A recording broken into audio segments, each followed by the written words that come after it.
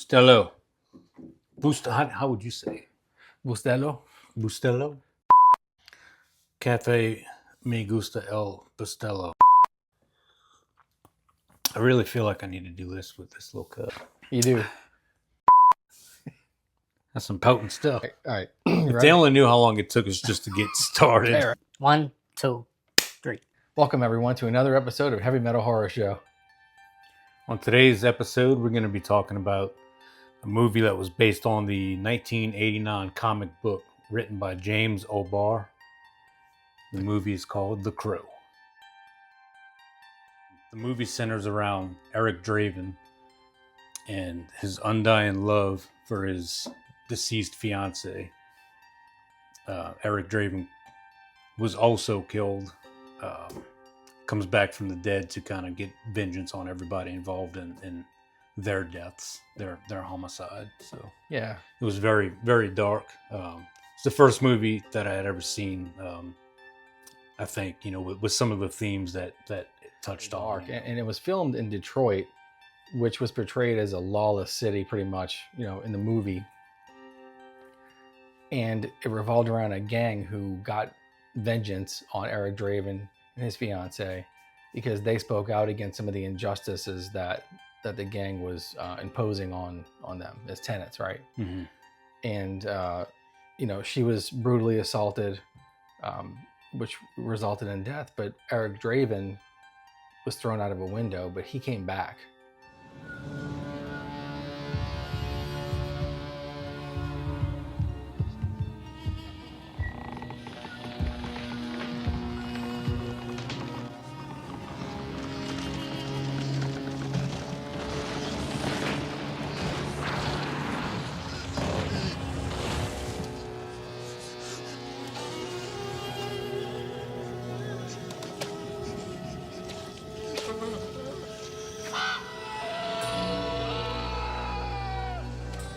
You see Eric Draven really start to understand, first of all, that he died, that he came back, and see him sort of come into his own, and realize that he has a lot of power that he didn't initially recognize he had.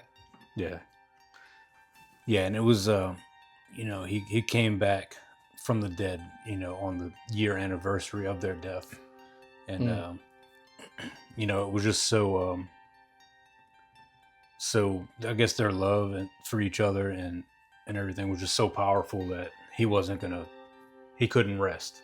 Right. He was coming back to get his vengeance and kind of right the wrongs. He was a musician.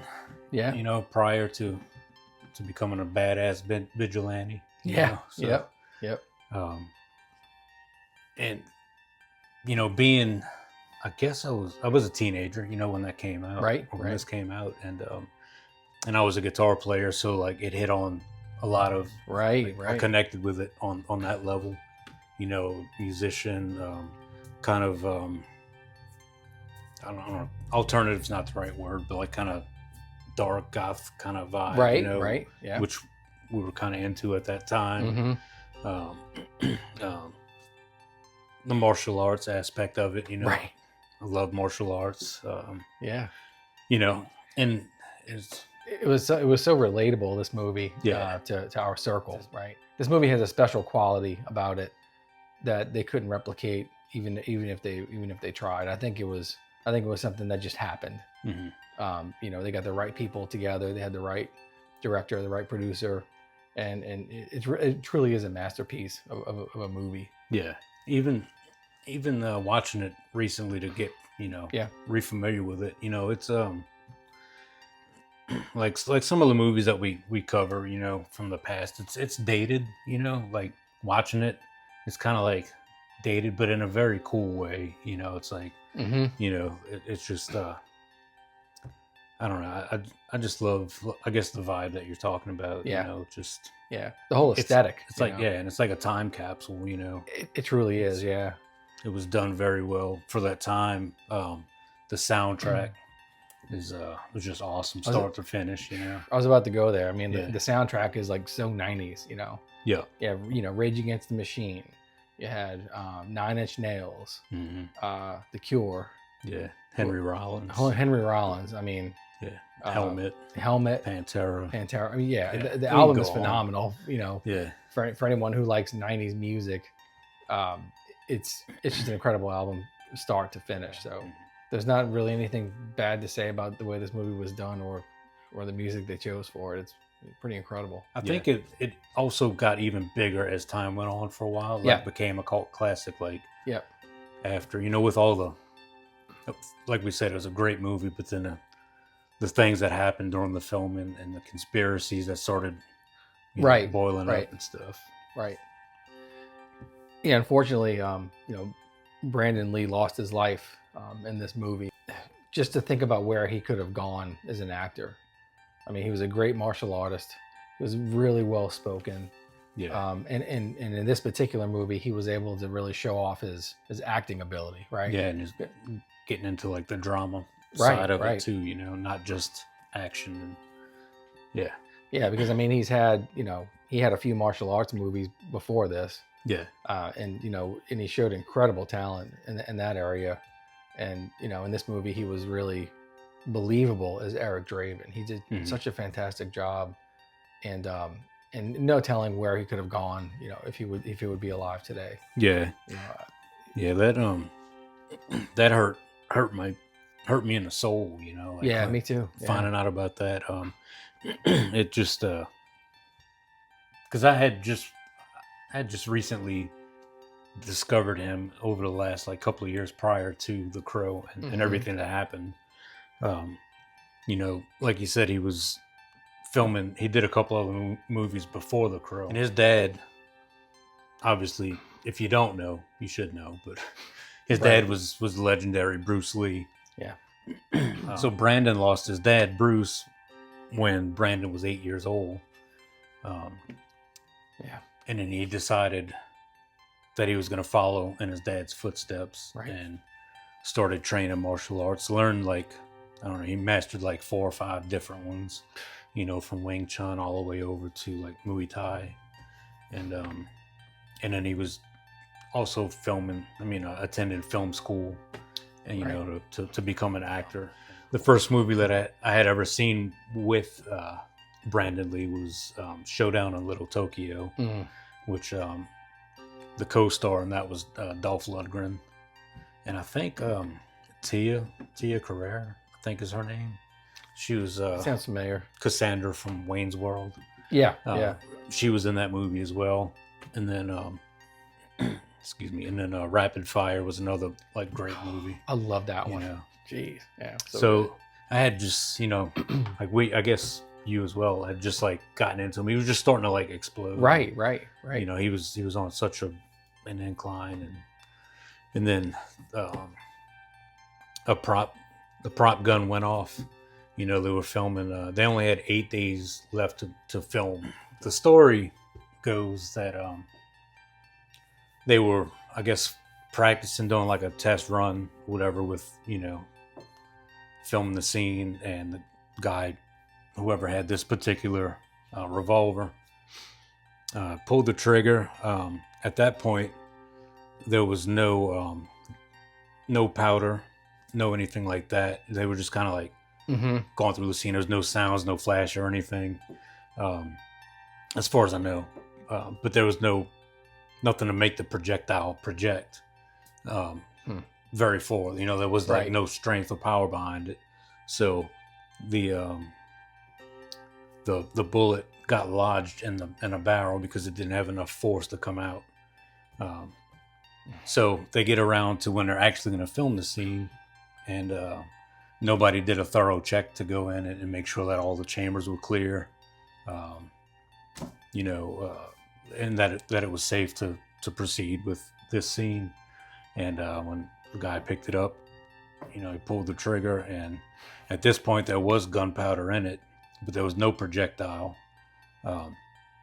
So they hit the primer, it ignited, so you can get the full flash and the sound. Yeah. Supposed to be no projectile, but they didn't realize that the projectile was already lodged in the barrel. So when they pulled the trigger, it dislodged, and that's what got him.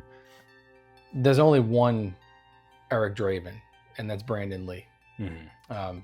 Just as Ernie Hudson said. But make the Crow bring someone else back. It shouldn't be Eric Draven. Brandon was Eric, and so when they said it's Eric Draven, I just couldn't bring myself to see it. I'm so thankful to have been in the movie. I think Brandon would have been very proud of it, but it breaks my heart. And Brandon is the Crow as far as I'm concerned. There'll never be another. No, I agree with that. So, Both Brandon and Bruce died, or passed away. It's kind of eerie, that they both passed away before their biggest breakout movies ever. Right, right. Bruce Lee was already around and established, but his biggest film was still not out of production when he died. Yep. And the same thing happened with Brandon. It's just crazy. But Ernie Hudson, I mean, dude looks great. He's 79 years old. He hasn't aged in like 40 years, since Ghostbusters. Yeah, he's like, God, man, what? Yeah, he keeps in What do shape you too, do? man. Yeah, he works out and eats right. Yeah, he does. I saw an interview with him Yeah. recently, and I just can't believe that's still him. Yeah. It's crazy. He's got a little bit of gray. That's about it. Yeah, that's about it. But yeah. he's in more. I guess he's in better shape now than I think he was back in the Ghostbuster days. Yeah. He's pretty damn ripped. Yeah. Like in general, not even just for a 79-year-old. Yeah, Just in general, he's just dude swole up. That's awesome. That's awesome. Yeah. Yep. But his first film was in 1976. It was Wow. Yeah, he played in the movie. He wasn't the lead role, but he was in Lead Belly, which was about the blues musician Lead Belly. So apart from Brandon Lee's death, which is the most tragic part, obviously, there was a few other things that happened on set as well that just were sort of eerie. A carpenter was seriously injured on the set when he was working and hit a live power line. Holy crap. That same night, an equipment truck caught on fire. Jesus. Yeah. A construction worker accidentally drove a screwdriver through his hand. A storm destroyed some of the sets while they were filming. Wow. And a sculptor who had worked on the set a few days before and got let go drove through a plaster shop. Sounds like perfect storm for conspiracies to brew up and I stuff. know. And like one of those cursed films. Right. Like Poltergeist, stuff like that, where people are dying on sets, or get into that on some other episode. But yeah, it definitely a lot happened on the set for sure. Yeah. And you mentioned the budget earlier. The budget for this movie was $23 million, and it made a couple bucks. What? 23 million. That's just a couple bucks. That's a couple bucks. Bucket, yeah, it's a drop in a bucket. Yeah, but it made $94 million eventually. Yeah. So it's I would say it's a successful film. Yeah. The box office too. Yeah. It's got the whole aesthetic, the vibe, the music, the characters. Yeah. Nailed it. Yeah, completely nailed it. Highly recommend this movie. Definitely ahead of its time. If you like face paint, So speaking of face paint, the makeup, to get the makeup right, it was kind of tough. They couldn't decide on on the look they wanted really. So it took almost an hour to apply because it was like a grease makeup, and they did that so it would stay in place for hours so that it wouldn't move. Yeah. But they weren't really happy with like the real polished look, so they kind of let it stay on his face for a long period of time so that it would look worn, and Brandon Lee was more satisfied with that look. Yeah. And so was the director. Huh. And they wanted a consistency so bad that the special effects artist Lance Anderson created a rubber mask that had cutouts on it to get the exact same print the next day when they painted his face. Yeah. Dang.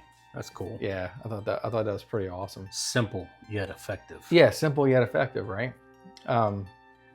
Another interesting thing about this film is that crows weren't used; ravens were used. Yeah, ravens. And, what? Yeah, and they weren't CGI. So damn. Yeah, so there was an animal trainer. His name is Larry Madrid. He trained 5 ravens in the production. And also the Crow filmed at night, and that's not when ravens are awake. They're usually asleep at night. So he had to train them to be accustomed to that. He also had to train them to fly in the rain, because they typically don't. And one of the ravens had to be trained to sit on Brandon Lee's shoulder for the movie. That was a real raven. That was a real raven. Dang. Yeah, That's crazy. Yeah, it is crazy to think that none of this stuff is computer generated. It was a real raven sitting on his shoulder that was trained to yeah. Damn. What about the cat? Was that CGI? I didn't look up the cat. Or was it a trained cat? It was a highly trained cat. You can't train a cat, can you? You can train it to get the hell away from me. I don't think you could train a cat, but who knows? Yeah. Did you know that there were many sequels that came after The Crow? No, I never. Have you seen any of them? No. I think I've seen all of them. Have you? Yeah. Traitor. Well, none of them have Eric Draven in it. It's all different characters. That's acceptable. So, Yeah. So, yeah. So the new one, what new one? What new one? Yeah.